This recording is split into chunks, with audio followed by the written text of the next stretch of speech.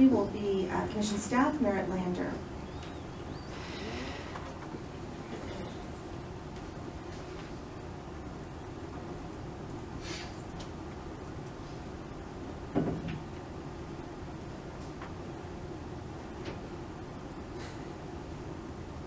Good morning, Chairwoman, Commissioners, Merritt Lander on behalf of Commission staff.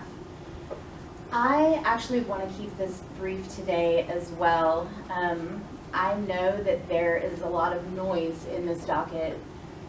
There are multiple underlying lawsuits, there are legal expenses, there are costs of appeal, there is a revenue requirement that was initially presented to the Commission that we found out at the first hearing on the merits was not actually the revenue requirement used to design the rates.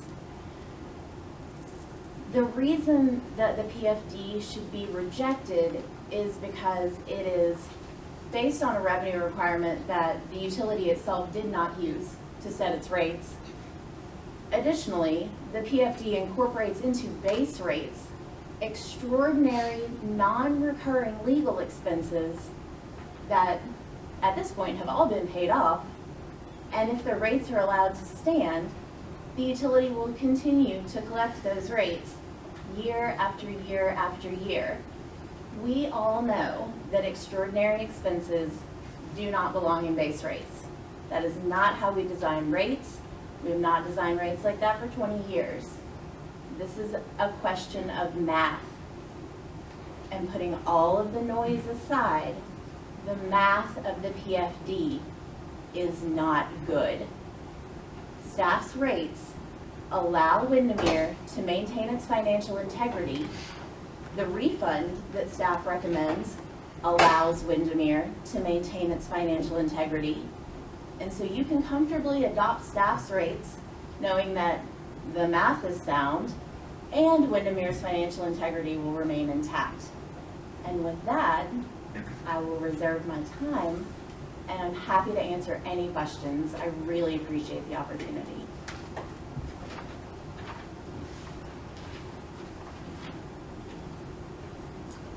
I believe that some time is reserved on behalf of the WSC.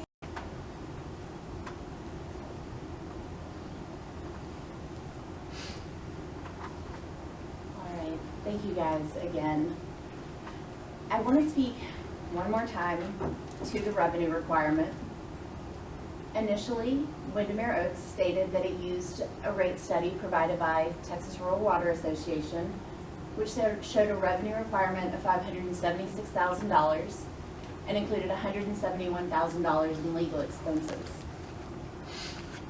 After the first hearing on the merits, Windermere stated, and it is in the RFI responses, it has been addressed in testimony, they used their 2020 annual budget to design their rates, which included $250,000 a year in legal expenses. The TRWA study did not incorporate other revenues.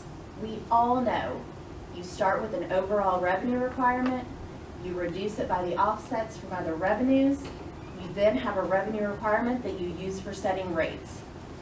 TRWA included no offsets.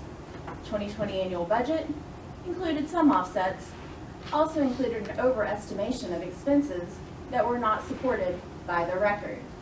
And so, to use the revenue requirement first provided by Windermere, which Windermere then stated it did not use, but rather used its 2020 annual budget, the PFD uses that first number that Windermere itself did not use. You cannot use a revenue requirement that the utility itself did not use and then apply staff's offset from a completely separate rate study to the revenue requirement from the PFD and get to just and reasonable or mathematically sound rates. And for that reason, staff's rates are the proper rates to adopt. Please let me know if you have any questions. That concludes the oral argument for this particular docket. So I know we have a number of issues to discuss on this.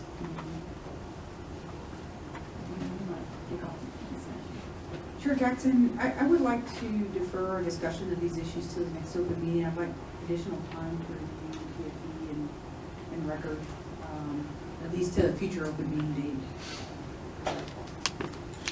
Look, I think, my feeling is, I think we learned this is a complex case. A little more time would help me, so I would support that.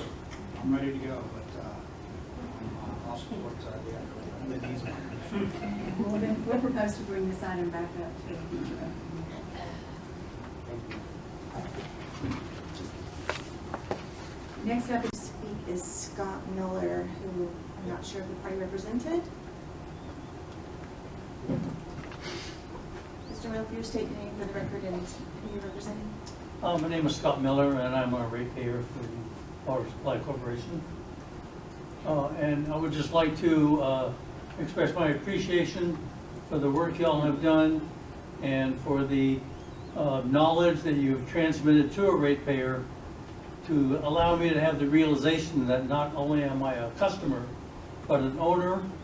And with that comes the rights that I knew nothing about. I don't think most of our ratepayers knew about, due to the documents that your staff and DICE committees provided. Real eye-opener onto what we should have and how we can combat this, huge increase in rates that we knew nothing, as far as we know, the utility bill, you have to pay it.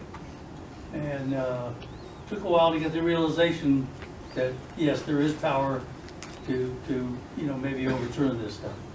That's all I can put any additional time to the closing. But very appreciative, thank you.